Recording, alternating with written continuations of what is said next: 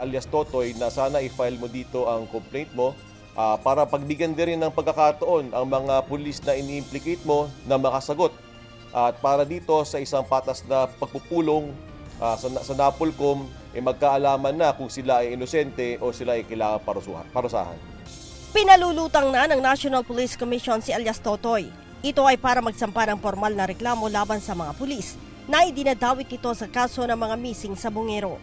Ayon kay NAPOLCOM Vice Chairperson at Executive Officer Attorney Rafael Calinisan, wala pang nagtutungong complainant sa NAPOLCOM hanggang sa kasalukuyan.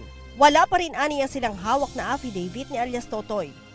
Hindi pa namin hawak ang complaint affidavit ni alias Totoy. Ni minsan, hindi ko pa nakausap si alias Totoy. Kailangan namin yung affidavit ni alias Totoy. So nananawagan din ako kay alias Totoy kung nakikinig siya ngayong araw na ito na sana i-file mo sa amin ang iyong complaint affidavit. Nangako naman si Attorney Calinisan na tatapusin ang investigasyon hanggang sa paglalabas ng resolusyon sa loob ng 60 araw kung agad na maisasampa ang reklamo. Maari magtagal ang isang kasong kriminal dahil napakahaba ng proseso. Pero sa kasong administratibo, ang gusto namin ay mabilisang disposisyon, 60 days, 60, upon the filing of the complaint. Sakali aniyang walang magsampa ng reklamo laban sa mga pulis, handa aniya ang NAPOLCOM na magsilbing complainant.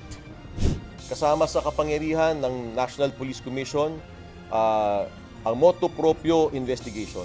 So iisipin natin at isilipin natin sa Konstitusyon, Article 16, Section 6, ang kapangyarihan ng National Police Commission is to administer and control the Philippine National Police.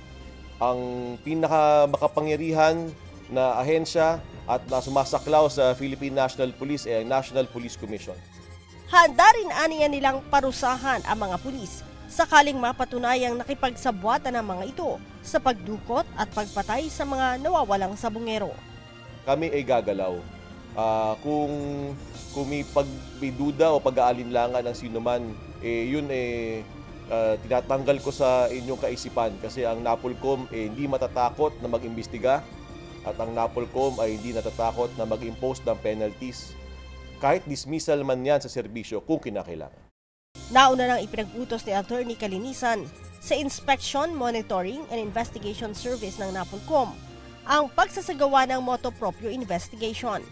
Ito'y kasunod ng revelasyon ni alias Totoy sa media na mayroong 30 pulis na sangkot sa pagdukot at pagpatay sa nasa 100 sabungero sa bansa.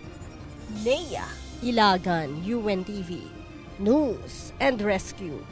Diyos ang aming sandigan, serbisyo publiko ang aming pinahahalagahan.